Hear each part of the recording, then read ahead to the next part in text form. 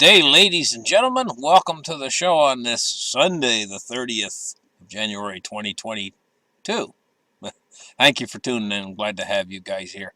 I'm going to talk about a number of subjects on the show. Yeah, I'm going to talk about Bitcoin, and I'm going to talk about aliens or whatever, and I'm going to talk about Russia and China. I'm going to talk about Ukraine. Let's get started talking about Russia and Ukraine. You know, the Russian people and the Ukraine people are so, their ethnic background is so close. I mean, uh, they're almost like part of the same family. I mean, they're so close. In fact, uh, under the former Soviet Union, Russia used to be one of their states. I mean, Ukraine used to be one of their states. So now they got the big fight. Well, what's the fight over? Well, you know, men often fight over women. Two men fighting over a pretty woman. Something's went on all the way through history, you know. In this case, well, you know, a lot of testosterone's involved too when two men fight over a woman. You know, I mean, it's macho. It's macho stuff, you know. But anyway, the woman they're fighting over this time is a woman called NATO. And trust me, guys, she ain't worth it. Anyway, let's take a look at this article. Let's open up charts right here and take a look at this article. 71% of Americans believe we are not alone in the universe. Well, you know, starting in around 1947, when there's a rash of sightings of unidentified aerial phenomenon, they call it a flap. When everybody's seeing them, you know. And back around 1947, they had this period of a number of flaps across America. The ones in charge dismissed it away as being that people who were seeing them were drinking too much. You know, it's more or less they were just debunking it. And, but what happened was this has continued all the way up until the present day. Mass sightings around. So not long ago, you know, they officially released footage taken by the military of these unidentified objects, and they said, "Hey, this is real footage. This is real footage. This is on tape. We recorded this. Here it is. This is real." And a lot of people don't know that they released footage. Not that long ago either. So, you know, 71%. Now, you know, when I was growing up, when I was younger, it was 50% of the people out there believed that we are not alone in the universe. Now it's up to 71%. Should be actually higher, considering that they've actually released footage of unidentifieds.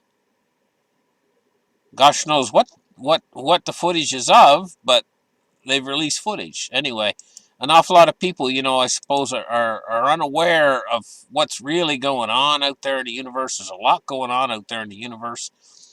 Let's take a look at cryptocurrency today. Now, here's what I got to say about this. Well, okay, it was 1716. Well, let me refresh the page, 1703. So this is going down a little bit. It's having a hard time keeping its head above water right now. But I told you guys, this was coming. So we're looking at 37,643 for Bitcoin today. We've seen immense drops in price because that wasn't a 3, that was a 6. It was 67,000 would be more like it just a few months ago. It was just maybe was a few months ago. It wasn't very long ago. It was like 67,000, not 37,000. Now, during that period in time, when it was up around 60,000, I told you guys, hey, this is a buying opportunity coming up. Well, we're mid-buying opportunity right now. And in fact, it might get a little bit better or it might not. The price might come down a little bit more or it might not. Told you guys you got to find your entry point because I'm going to tell you guys what. This is going to be huge. It's going to take a little while for it to warm back up again. Once the Fed changes direction, changes their monetary policy back again to a more accommodative monetary policy, this is going to take off. And you know, when the Fed makes that transition, they're going to make it suddenly. The markets are going to force them. But it might go down a little bit more between now and then. But you're in your buying opportunity now, guys. And you know, like a year from now, I'll be pointing this out to you guys when Bitcoin is like $137,000. I'll be pointing it out to you guys and saying, remember back when I was telling you guys it was in the buying opportunity? Now, I'm not advising you to buy it. I'm just telling you that this is a buying opportunity. It's up to you what you want to do with your money. You want to keep your money in the dollar? What do you think's going to happen to the dollar when the Fed comes along and says, hey, by the way, you know all that tightening we were talking about, we were going to raise interest rates, and we were going to cut our bond purchases? Well, that was data dependent, and the data's now turned sour, and we've decided that we're going to go back to quantitative easing, and we're going to we're not going to do what we were going to do. We're going to they're just overnight. They're just going to come out in the Fed meeting and they're just going to say, hey, you know, it was data dependent and we can't do it. The markets are falling over too hard and we're in economic problems out there, you know, and we're just not going to do it. And they're just going to be a one night sort of thing. It's that next day this buying opportunity is going to be over when that happens. And you're probably going to see Bitcoin, in the sake of just a couple days, it's going to scoot up 10,000 higher. And then 10,000 more on top of that later, once that happens. So you're right in the middle of this buying opportunity. I predicted it way in advance. Told you it was coming. It's here now. Might get a little bit better.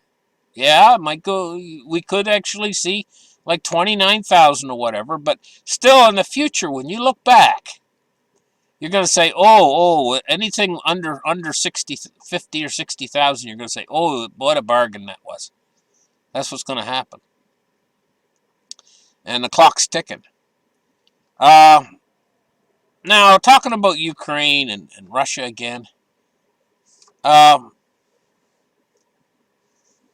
I mean, there's a lot of troop build up in the area, you know, and there's a lot going on around there right now. But I get the sense I just don't think I think the whole thing's going to blow over myself. It's scary and everything. It might take a while for it to blow over, but I think ultimately it'll blow over. There's too much at stake in this whole thing. The stakes are really high. And, I mean, we're living in a very polarized world right now. It's more polarized right now between East and West than it was during the Cold War, in my estimation. China wants Taiwan. Russia wants Ukraine. They're both emerging powers, and they're both linked together. They're both basically working together now. And financially, they make no mistake about it, they want to take the West down. But the West is on a slippery slope anyway. Wouldn't take much to push them over the edge. Gold could become a weapon of financial catastrophe for the West because the East has accumulated so much gold and the West doesn't have much. Yeah, sure, they say they got like 7,000 tons in Fort Knox. Let's see it. They haven't done an audit on that since like 1930 or something, and they've never shown their gold to anyone. They don't audit it, and it's very questionable whether they actually even have that. Now, Germany's got quite a little bit of gold, but a number of other countries got quite a little bit of gold. But the stockpiles in Russia and China might be absolutely humongous in comparison. To the point where the West sets the price right now. The East could actually take over in setting the price. They could arbitrarily just raise the price up to gold to whatever they want it to be, the East, I mean, Russia and China, and displace the dollar as the world's reserve currency.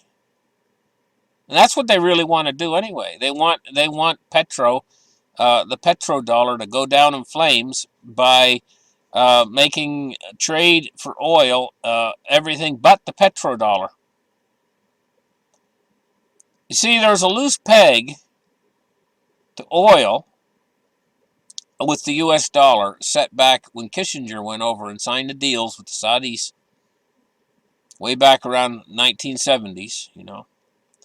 And that's what created the petrodollar. And that peg to oil, the dollar's peg to oil, is what gave the dollar value. But it was a loose peg. It wasn't a hard peg to oil. Because you could only purchase oil with dollars. They made it so. Well, now oil's being purchased in things other than dollars, and it's increasing. When you consider the volume, exchange volume of Bitcoin, I think Bitcoin's right in there as one of the things being used for commerce now. Perhaps even oil trade, other than the U.S. out of the U.S. dollar. It's quick, it's fast, it's easy. And I think that in the future, we're going to see the trade for oil not done in the U.S. dollar, but done in Bitcoin, because it's just available. It's there. It's waiting to be used for that. So it's not when Bitcoin actually starts to be used practically, in a practical way for trading commodities, and countries more and more start to use it and make it legal tender. Well, it's game over. Thank you guys for listening to my show. Like and subscribe, and we'll catch you guys in the very next episode. Bye-bye.